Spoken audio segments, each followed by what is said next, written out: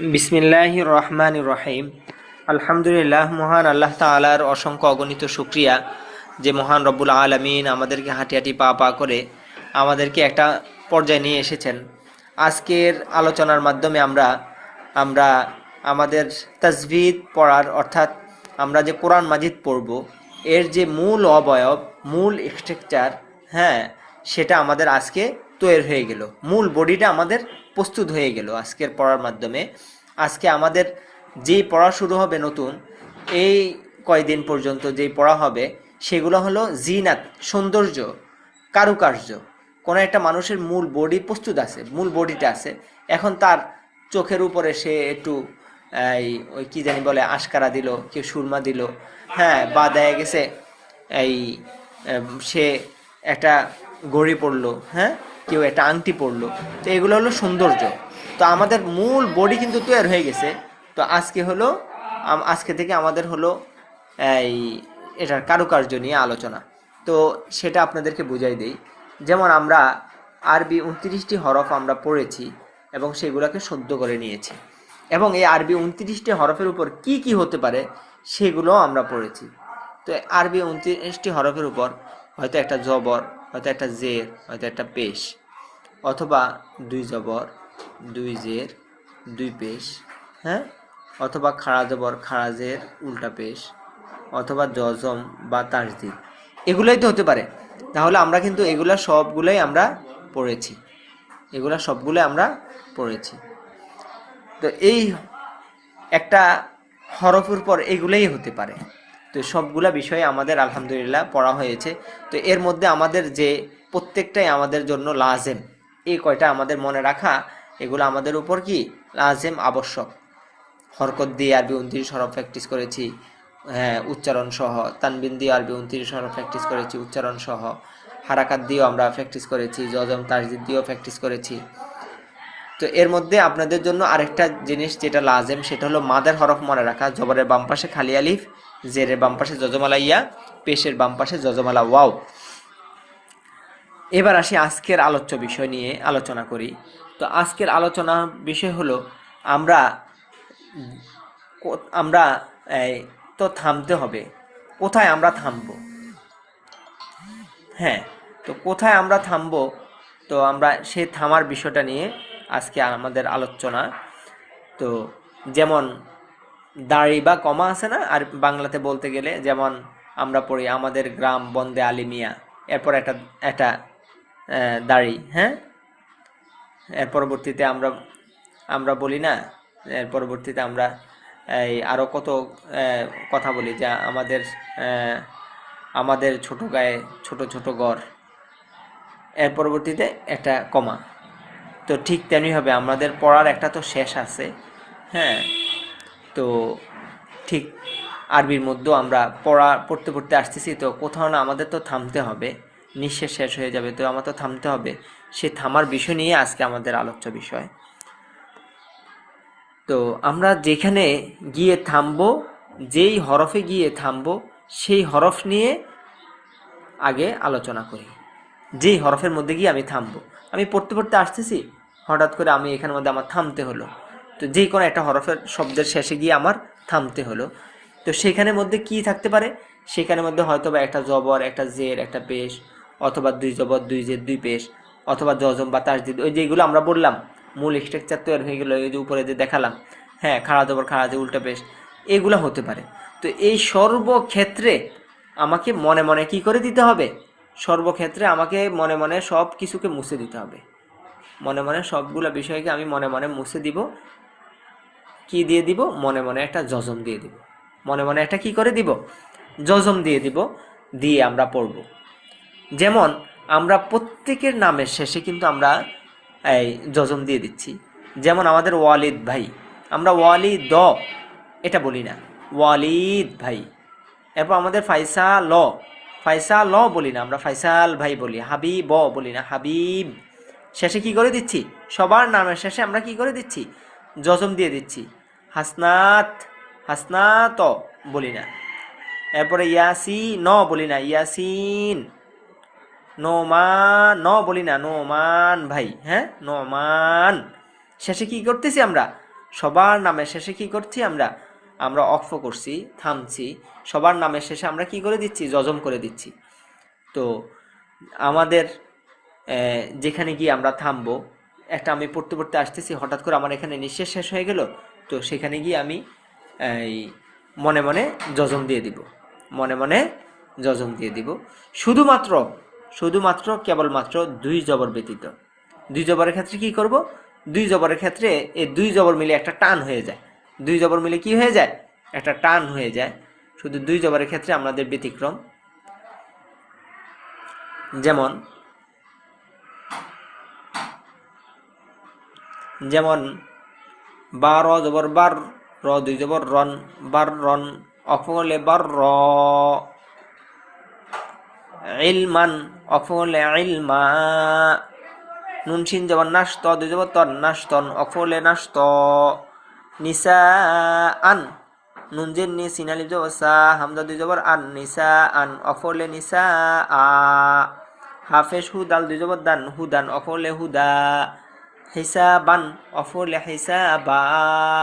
দুই জবর মিলে একটা টান হয়ে যায়, এটাকে মধ্যে আওয়াজ বলা হয় আর কি। নাম মনে রাখতে পারলে রাখবেন, না রাখতে পারলে নাই, তবে এগুলো নোট করে রেখে দেন। আচ্ছা, এই গেল আমাদের শেষ হরফ নিয়ে আলোচনা, যে আমরা যেখানে গিয়ে আমরা থামবো সেই হরফ নিয়ে আলোচনা করলাম। এখন আমরা আলোচনা করব যে আমাদের অক্ফের ক্ষেত্রে যেখানে গিয়ে আমি থামবো, তো অধিকাংশ অক্ফ, ধরেন না 100% অক্ফ, 100% অক্ফের মধ্যে 95% অক্ফ হলো, 95% অক্ফ হলো মাদের হরফের পরের হরফে হবে, মাদের হরফের পরের হরফে হবে। যেটা আমরা পড়লাম যে মাদের হরফ তিনটি, জবরের বাম পাশে খালি আলিফ, জেরের বাম পাশে যজমালা ইয়া, পেশের বাম পাশে যজমালা ওয়াও। তো 95% অক্ফই হলো কি হবে, মাদের হরফের পরের হরফে হবে। আর বাকি আছে কয় পার্সেন্ট, 5%। 5% মধ্যে 2% অক্ফ, 2% অক্ফ লিনের হরফের পরের হরফে হবে। যেটা আমরা এতদিন পর্যন্ত বলতেছিলাম যে পরে বলবো পরে বলবো, লিনের হরফ, জবরের বাম পাশে যজমালা ওয়াও ইয়া। হ্যাঁ, মানে আমি যেখানে থামতেছি এই থামাটার ক্ষেত্রে বলতেছি আর কি, যে আপনি যেই কোনো জায়গার মধ্যে গিয়ে থামেন না কেন, হ্যাঁ, তো সেখানের মধ্যে 95% অক্ফটাই হবে মাদের হরফের পরের হরফে, 2% অক্ফ হবে লিনের হরফের পরের হরফে, বাকি 3% অক্ফ হবে অন্য অন্য ক্ষেত্রে হবে। যেমন হামিম জের হিম, নর্মাল হবে। আচ্ছা, তো আসি আজকে আমাদের আলোচনা নিয়ে, সেটা হলো লিনের হরফের পরের হরফে অক্ফ হলে আমরা কিভাবে পড়ব। তো লিন অর্থ তাড়াতাড়ি পড়া, লিনের হরফ দুইটি, জবরের বাম পাশে যজমালা ওয়াও, লিনের হরফ, জবরের বাম পাশে যজমালা ইয়া, লিনের হরফ। লিনের হরফ হইলে ডান দিকের হরকতের সঙ্গে তাড়াতাড়ি পড়িতে হয়। কিন্তু আর যখন মাদ কথাটা অ্যাড হবে, আমি বললাম না মাদ অর্থ টানা, মাদ কথা যেখানে অ্যাড হবে সেখানে টান। তো মাদ্দে লিন, লিনের হরফের পরের হরফে ওয়াকফ হইলে, লিনের হরফের পরের হরফে যদি আমরা থামি, লিনের হরফের পরের হরফে ওয়াকফ হইলে মাদ্দে লিন এক আলিফ টানিয়া পড়িতে হয়। ডান দিকে হরকতকে কি করতে হবে, এক আলিফ টানিয়া পড়িতে হয়। যেমন খ ওয়াও জবর খৌ, ফা দুই পেশ ফুন, খৌ ফুন, অক্ফ করলে খৌফ। শেষে কিন্তু জজম হয়ে যাচ্ছে, হ্যাঁ। আচ্ছা, খৌফুন, অক্ফ করলে খৌফ। নুন ওয়াও জবর নাও, মিম দুই পেশ মুন, নাও মুন, অক্ফ করলে নাউম। কফ পেশ কো, রয়া জবর রয়, শিন দুই যে শিন, কোরাই শিন, অক্ফ করলে কোরাইশ। যাদের অক্ফ করতে কষ্ট হচ্ছে আপনারা নর্মালি পড়েন। কেউ আবার মাথার মধ্যে এটা নেন, হাইরে কঠিন তো হয়ে গেল, হাইরে এনকে আমি কি করবো, ফেরেশানি নেওয়ার কোনো কারণ নাই, হ্যাঁ। আচ্ছা, সদিয়া যাব সয়ফ, দুই পেশ ফুন, সয়ফুন, আপনি এভাবে পড়েন দরকার প্রয়োজনে। অক্ফ করলে সয়ফ। বাইয়া জর বাই, তা দুই পেশ তুন, বাইতুন, অক্ফ করলে বাইত। আমরা যখন গাড়ি চালাই, তো গাড়ি চালাইতে একটা জায়গায় যখন আমি ব্রেক করব, থামবো, হ্যাঁ, তো তখন আমার ব্রেকের গিয়ার এখানে ফেলাইতে হয়, এখানে ফেলাইতে হয়। থামার ক্ষেত্রে কিছু নিয়ম আছে না, তো হ্যাঁ আমাদেরও এখানের মধ্যে যখন আমরা থামবো, থামার ক্ষেত্রে কিছু নিয়ম। আচ্ছা, এর পরবর্তীতে এখানে একটা পড়া আসছে, সেটা আপনারা দেখারও দরকার নাই, পড়ারও দরকার নাই, হ্যাঁ। আচ্ছা, নর্মালি আপনারা শুধু পড়ে যাবেন আর কি। আচ্ছা, এর পরবর্তীতে আমাদের আলোচনা হলো ও এখানে তো বলি নাই অক্ফ করলে, হ্যাঁ এটা হলো যখন আমরা অক্ফ করবো তখন নাউম, কুরাইশ, সৈফ, বাইত। হ্যাঁ, আচ্ছা।